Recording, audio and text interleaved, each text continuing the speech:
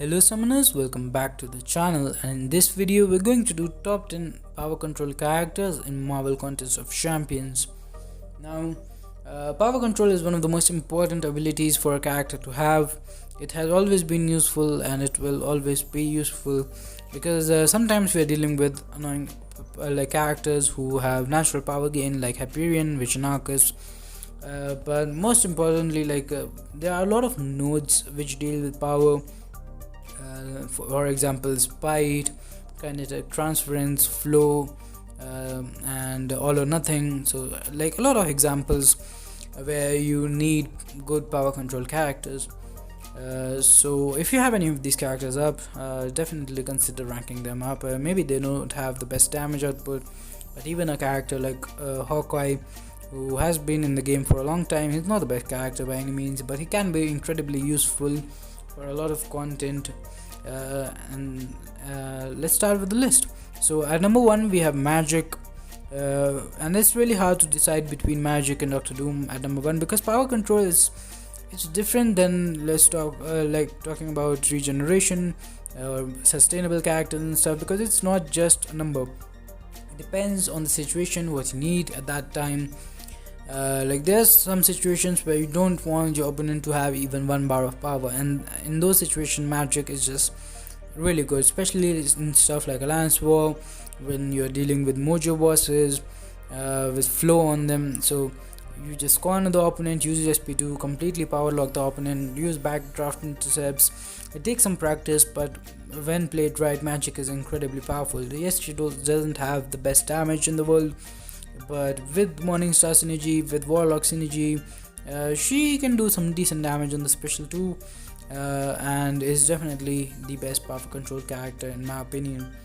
And then we have Doctor Doom at number 2. So overall he's really good for power control, not for situations where you don't have the opponent to have even 1 bar of power and stuff. He's not good for power locking, but if you're dealing with something, let's say like all or nothing nodes, then he could be better than Magic because he does other things really well and stuff. And overall, like, his power control, because he steals power at the same time. So with Magic, let's say you do a special 2, it doesn't connect or something goes wrong, basically your power drain fails or something, then you can't drain the power unless you get back to the SP2.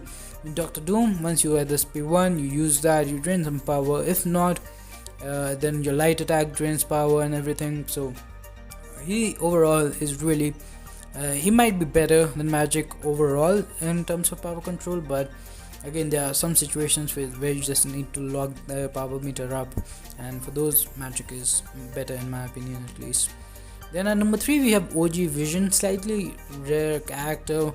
The thing that hurts him is his damage output, but otherwise, if we strictly talk about power control, he's pretty solid for it. You do need him awakened, you do need him at a high signature level, but then he starts with more than 1 bar of power. He can just start with really good power control, completely lock the opponent down, and really easy character to intercept with. So yeah, he's definitely at number 3. Then at number 4 we have the newly buffed Hulkbuster, who has some really solid power control on the SP2. It does require a slightly different playstyle. It will require some getting used to. You need to corner your opponent and then hit your SP2 on the block, but you get some really nice power drain from it, and after that he's power locked. You can spam your heavy attacks in the corner until he gets 1 bar of power back. You're almost back to 2 bars of power. So he's really good. If you use a tech boost, then I'm sure you can just completely power lock the opponent in the corner. Then at number 5 we have Warlock, who is really good for power control when we are talking about stuff like Alliance War, when the opponent have willpower. So whenever the opponent is healing and he has infection on him, then he just naturally drops power. It's really annoying to fight also, but additionally, depending on the number of infections, his SP1 can do, I think, 25% per infection, drain max 25% power of the opponent per infection. so you can have 2 or even 3 sometimes pretty easily. So that's a pretty good power drain on the SP1. Additionally, on the SP3 he also drains a lot of power, gains some regeneration as well. So really solid character, and very well deserving of the number 5 spot here.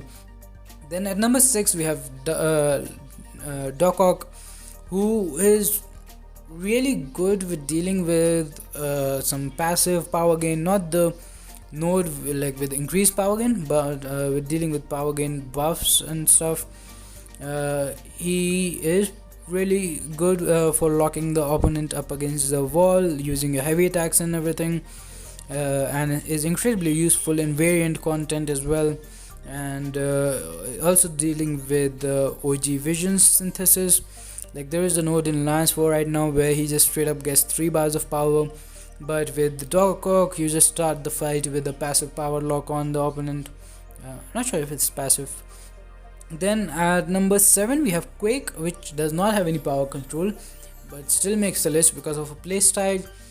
You don't really give any power at all to the opponent. Now so she's really good for dealing with increased power gain nodes, but if it's stuff like also flow, because you're not striking the opponent, and if played correctly then kinetic transference as well. But dealing with characters with natural power gain buffs like Hyperion, Vision Arc is not the best there. Also like if there's True Strike, so like she has her limitations, but in the right matchup she just completely denies the opponent of any power because she is not striking them at all. Then at number 8 we have Dr. Voodoo. If you have an even combo, you use your SP2, you can have some really solid power drain from Dr. Voodoo, get in a pretty good cycle, and even the SP3 on the even combo, if you use that also has a power drain. He's not the best character for power control right now. He used to be really good, but he's still pretty good. If you have him awakened, he definitely needs to be awakened, otherwise it's not reliable. Then at number 9 we have Hawkeye, who is really good power control wise. He's like basically like Vision, but OG Vision, because if he's awakened and at a high signature level he just starts off with 1 bar of power. And Hawkeye, once you get the first bar of power you can have some really solid power control, some strong bleeds as well. It doesn't have the best damage output or any other ability, so that hurts him. Like OG Vision, he still have double immunities, heal block as well, and so yeah, that is why he's slightly low on the list, but still pretty good for power control. Still has his uses if you pull him as a first 5-star or 6-star. Then we have Black Widow Clairvoyant at number 10, who if you don't need to, like again, like if you're dealing with all or nothing nodes and something like that, then she's pretty good for power control. She does not have a lot of power drain on the SP2 on the poison phase, but still pretty good, and she gains a lot of power back as well, so you can keep the opponent in the loop. And like again, if you're dealing with something where you just have to avoid the opponent to get to the SP3, then she's really good.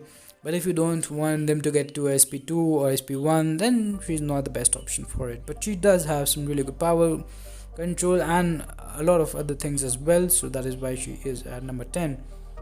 So that's pretty much it for this video. Thanks for watching.